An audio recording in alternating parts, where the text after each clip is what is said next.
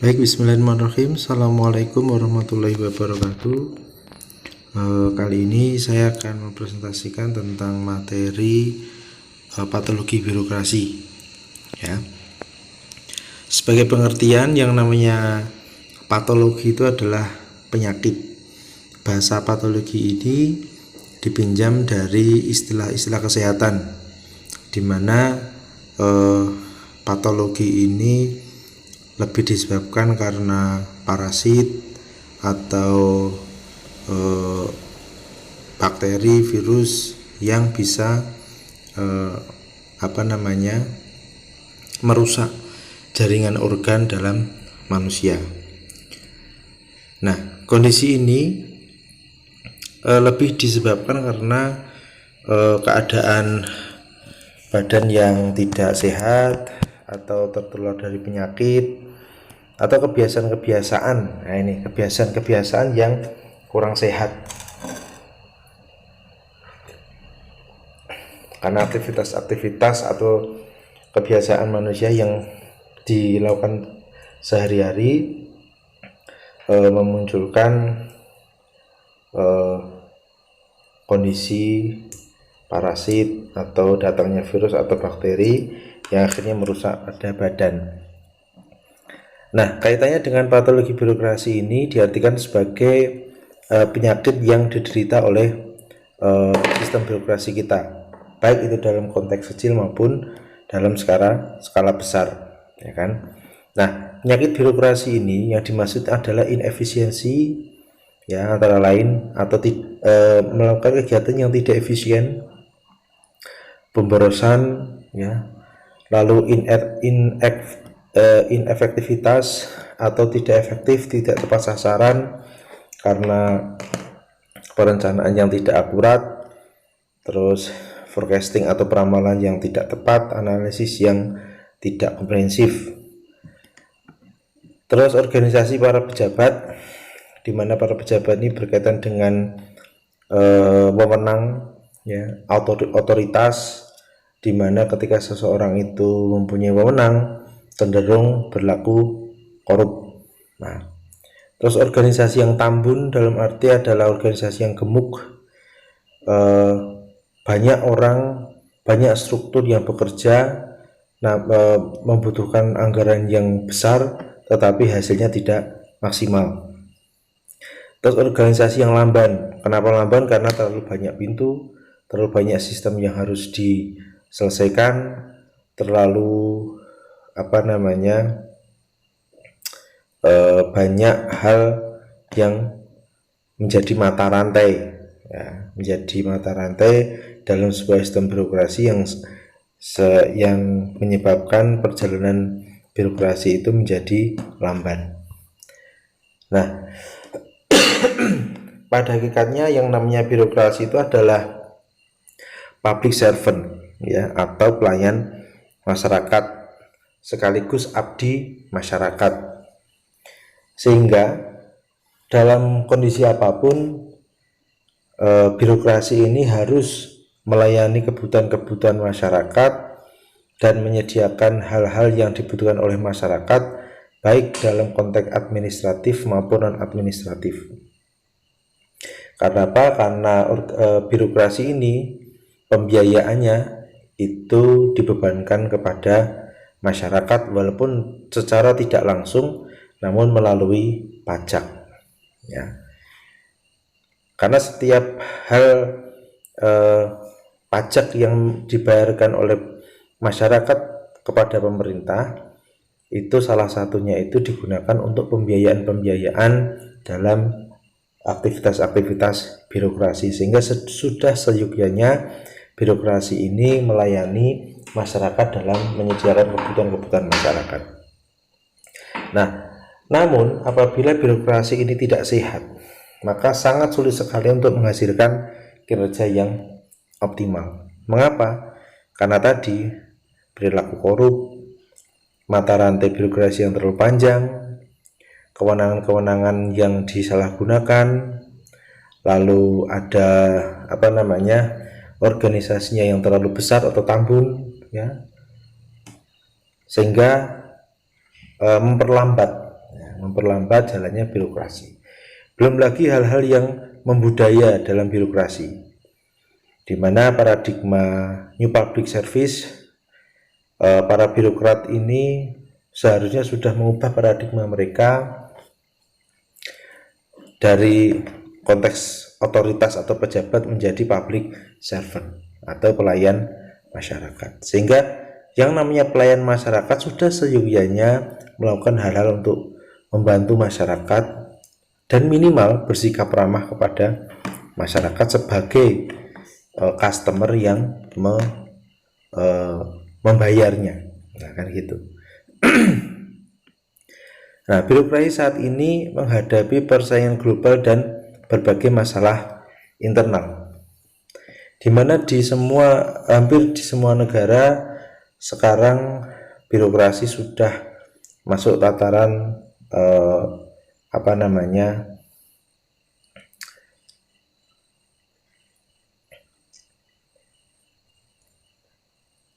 swastanisasi birokrasi, nah, bahasanya, di mana organ-organ pemerintah itu sekarang sudah banyak di negara sudah menerapkan menggunakan manajemen swasta. Manajemen swasta yang dimaksud itu terkadang pemerintahan itu dia mengambil profit atau keuntungan, namun dengan pelayanan yang prima. Ada juga negara-negara yang dia tidak mengambil profit tapi tetap mengedepankan pelayanan prima kepada masyarakat, karena dia diasumsikan masyarakat sudah membayar atau melakukan payment, ya, kepada pemerintah melalui pajak, ya, sehingga minimal seperti pelayan masyarakat, birokrat, mereka belajar tersenyum dalam menghadapi atau melayani masyarakat. Nah, ini masalah-masalah kecil ini di Indonesia belum terselesaikan. Ya, kenapa berkaitan dengan persaingan global? Karena berkaitan dengan investasi. Para investor pun ketika dia menerima atau menghadapi model birokrasi yang ada di Indonesia pun pasti akan membandingkan dengan model birokrasi yang ada di negara lain ketika mereka menanamkan investasinya di negara-negara tertentu. Sehingga birokrasi ini apabila tidak mengalami modernisasi dalam melakukan pelayanan publik, maka akan tersaingi oleh negara lain yang lebih prima dalam melakukan pelayanan publik. Nah, dinamika masyarakat itu berkembang cepat dan semakin pekat dengan lingkungan di sekitarnya. Ya, sehingga masyarakat itu dia akan selalu membentuk tuntutan-tuntutan, ya, untuk mendapatkan hak dan kewajiban mereka dalam hal pelayanan prima. Karena masyarakat pun sekarang sudah mulai pandai, masyarakat pun sudah mulai maju, sehingga mereka bisa menilai mana pelayanan yang baik dan mana pelayanan yang buruk. Bahkan tidak jarang kita temui seperti di rumah sakit pun, masyarakat pun lebih memilih rumah sakit swasta daripada rumah sakit dari pemerintah. Mengapa demikian? Karena tidak jarang kita temui para perawat di rumah sakit swasta pun lebih terkesan lebih ramah daripada perawat-perawat yang ada di rumah sakit negeri atau pemerintah. Nah, menurut Undang Siagaan, tidak ada birokrasi yang sama sekali bebas dari berbagai patologi birokrasi, ya. Memang menurut Sondang ini dia bicara bahwa di setiap birokrasi itu tidak ada yang bebas dari penyakit birokrasi. Jangankan organisasi birokrasi, organisasi yang tidak bergerak di bidang pelayanan pun mereka akan mengalami penyakit-penyakit patologi-patologi organisasi seperti ini, tentang budaya-budaya organisasi yang cenderung menyimpang, korup, ya, dan segala macam. Tidak ada birokrasi yang menderita semua penyakit birokrasi sekaligus, betul. Di satu sisi tadi tidak ada organisasi birokrasi yang bebas dari patologi, tapi di satu sisi juga tidak ada birokrasi yang dia menderita semua penyakit birokrasi yang ada, ya kan? Mungkin di birokrasi di negara A tidak ada korupsi, tidak ada suap, ya, cuman pelayanannya tidak kasar, pelayannya kasar dan segala macam. Contoh mana? Cina. Di Cina itu dia liberal keluar, namun komunis ke dalam. Justru mereka melakukan pelayanan kepada masyarakatnya itu dengan kasar. Namun tingkat korupsi di Cina pun juga menurun karena penegakan hukum yang kuat di sana. Sehingga di semua negara baik maju maupun sedang berkembang tidak mutlak bebas dari patologi birokrasi ini. Jelas ya. Nah, lalu kelompok-kelompok patologi birokrasi. Nah, patologi birokrasi ini menurut Sundang Siagaan ini dikelompokkan menjadi 5. Yang pertama adalah persepsi dan gaya manajerial, ya, kurangnya pengetahuan dan keterampilan, pelanggaran undang-undang, perilaku disfungsional negatif, dan akibat situasi internal yang. Nah, ini penjelasannya di sini. Yang masuk pada persepsi dan gaya manajerial ada apa saja? Ada penyalahgunaan wewenang, ya, fobia terhadap kritik. Jadi birokrasi kita itu terlalu takut atau tidak terbiasa dengan kritikan. Korupsi dan sogok, kecenderungan mempertahankan status quo, ya, maksudnya birokrasi ini tidak bisa secara kekuasaan itu tidak bisa atau tidak mau diposisikan di subordinat dari masyarakat, ya.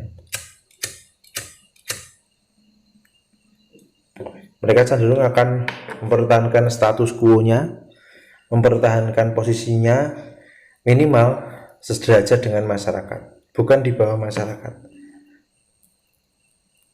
Atau justru lebih membudaya, mereka merasa lebih lebih superior daripada masyarakat, karena birokrasi dia punya wewenang, dia punya kekuasaan, ya. Nanti ada slide sendiri yang bahas tentang sumber-sumber kekuasaan dari birokrasi. Boros dan mewah, ya, arogansi dan sombong, ya, karena mereka mempunyai kewenangan, punya kekuasaan, ya, sehingga mereka arogansi, sombong. Ragu dalam mengambil keputusan. Mengapa ragu? Karena basis dasar mereka dalam mengambil keputusan itu adalah peraturan. Nah, ya kan? Sehingga mereka tidak bisa melakukan inovasi secara luas, ya, karena mereka akan bermain aman ketika menjalankan setiap kegiatan birokrasi itu berdasarkan pada peraturan. Ragu dalam mengambil keputusan, terus mencari kambing hitam, ya, selalu menyalahkan orang lain, tidak adil, ya, tidak adil dalam konteks pada pelayanan. Terus intimidasi itu dia memaksakan kepatuhan. Biasanya ketika ada masyarakat yang cenderung tidak taat aturan, maka dia akan mengintimidasi masyarakat dan mengindahkan cara-cara persuasif, ya. Kurangnya koordinasi, ego sektoral, karena dengan sistem merit atau merit system tadi. Cepat puas diri, selalu selalu mengukur kinerja mereka itu dengan kinerja yang baik, padahal dia tidak mengukur dari outcome-nya, tapi dia hanya mengukur dari output-nya saja, ya. Tidak rela melakukan pendelegasian kewenangan. Jelas dia tidak akan memberikan pendelegasian kewenangan pada struktur atau di bagian lain, karena kewenangan itu akan berkonsekuensi terhadap anggaran, sehingga ketika kewenangan yang mereka miliki itu didelegasikan ke bagian lain dalam satu organisasi birokrasi itu, maka secara otomatis anggaran mereka pun juga akan berkurang. Terus xenofobia, dari menolak perubahan karena lemah prediksi dan adaptasi. Maksudnya apa? Mereka tidak, kebanyakan birokrasi itu tidak melakukan pengukuran dan forecasting atau peramalan di masa depan, sehingga mereka hanya melakukan kegiatan itu nyaman dengan konteks sekarang. Nah, ini yang salah. Terus kurangnya pengetahuan dan keterampilan. Nah, pada aspek ini pelayanan kurang memadai karena kurang pengetahuan dan keterampilan dari beberapa birokrat. Pengetahuan dan keterampilan itu bisa dipengaruhi oleh basis pendidikan, keahlian, ya kan, terus skill dan segala macam. Karena terkadang dalam birokrasi itu menempatkan sebuah struktur itu berdasarkan pada kepentingan politik. Ya. Di sisi lain masyarakat sangat cepat menghadapi kemajuan dan dinamisasi. Masyarakat kita pun model-model pelayanan sistem online, ya, pesan antar itu sudah mulai maju, ya, online sistem, terus bahkan toko online pun, bisnis online pun sekarang sudah marak, gitu kan. Namun dalam konteks pemerintah, dalam konteks pelayanan publik, birokrasi, masih sangat-sangat jarang sekali kita menemui model-model inovasi pelayanan seperti itu, ya kan, sangat-sangat minim sekali. Butuh peningkatan kualitas terutama pada rekrutmen dan kaderisasi, betul. Nah, terus aspek yang ketiga yaitu pelanggaran peraturan perundang-undangan. Perilaku manusia itu sudah diatur dalam undang-undang, ya, banyak kaitannya. Yang undang-undang berhubungan dengan korupsi, suap, ya, tentang disiplin, pencurian, membayar pajak dan segala macam. Nah, aparat birokrasi itu belum memerankan diri sebagaimana mestinya. Terkadang mereka belum bisa menjadi contoh masyarakat untuk menerapkan undang-undang yang benar. Butuh perbaikan sistem penegakan hukum serta membangkitkan motivasi sosial kontrol dari masyarakat. Masyarakat seharusnya juga melakukan controlling pada birokrasi ini, walaupun terkadang kontrol dari masyarakat pun juga tidak berjalan dengan baik, ya, sehingga birokrasi menjadi hal yang istimewa dalam melakukan tindakan-tindakan pelanggaran undang-undang. Perilaku yang disfungsional, ya, birokrasi yang seharusnya itu menjadi public servant, ya, dan berperilaku fungsional, maksudnya berperilaku sesuai dengan fungsinya dan berfungsi juga untuk masyarakat. Namun yang terjadi adalah justru mereka terlalu sombong dengan kewenangannya, lalu berbelit-belit, ya, lalu acuh terhadap keadilan dan kondisi yang dihadapi oleh masyarakat. Karena mereka pun juga tidak bisa berinovasi, ya. Mereka pun tidak bisa berempati terhadap kondisi masyarakat. Mereka hanya berpanduan pada peraturan perundang-undangan dalam pelaksanaan kegiatan. Saja setiap aparat birokrasi itu memenuhi 3 syarat, yaitu knowledge, tentang pengetahuan yang memadai. Jadi setiap birokrasi itu harus mempunyai pengetahuan yang memadai, pengetahuan tentang tugas dan fungsi yang mereka jalankan, pengetahuan tentang bagaimana cara berinovasi mengenai bidang-bidang yang mereka kuasai. Lalu skill, itu keterampilan, karena keterampilan ini juga berhubungan dengan inovasi, ya. Terus attitude ini adalah perilaku yang pantas atau sopan santun sebagai seorang public servant kepada masyarakat. Kita tidak jarang melihat seorang public servant yang bertindak kasar kepada masyarakat, padahal masyarakat itu adalah customer yang menggaji mereka dalam masyarakat melalui pajak, ya kan. Namun yang terjadi karena arogansi mereka, karena mereka memiliki kewenangan, sehingga mereka tidak memiliki attitude yang baik. Nah, terus akibat situasi internal dalam instansi, kurangnya kondusivitas untuk bisa bekerja berkarya secara optimal karena adanya konflik kepentingan individu dan publik. Nah, ini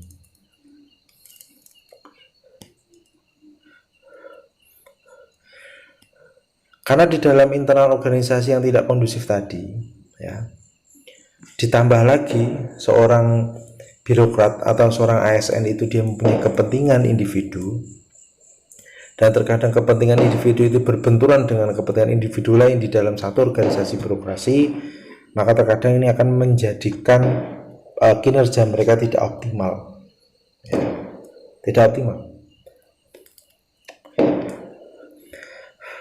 Belum ada pemimpin yang bisa dijadikan panutan atau tauladan. Karena apa? Karena pemimpin dalam birokrasi pun dia bukan sebagai leadership, tapi sebagai manajer. Sehingga pola-pola bekerjanya pun berdasarkan pada checklist tugas dan fungsi yang sudah atau belum dilaksanakan. Pemimpin seharusnya mempunyai berpengetahuan, berketerampilan, berperilaku konsisten dan konsekuen, hasil adil dan futuristik. Nah, ini sifat-sifat seorang pemimpin. Tapi ini belum bisa tercipta karena apa? Ya karena memang birokrasi secara umum tidak seperti itu. Nah, ini sedikit tentang materi kali ini. Nanti dilanjutkan pada materi selanjutnya. Saya akhiri. Assalamualaikum warahmatullahi wabarakatuh. Lupa guys, klik tombol subscribe karena subscribe itu gratis. Dengan subscribe kamu support channel ini terus untuk upload hampir setiap hari. Ingat.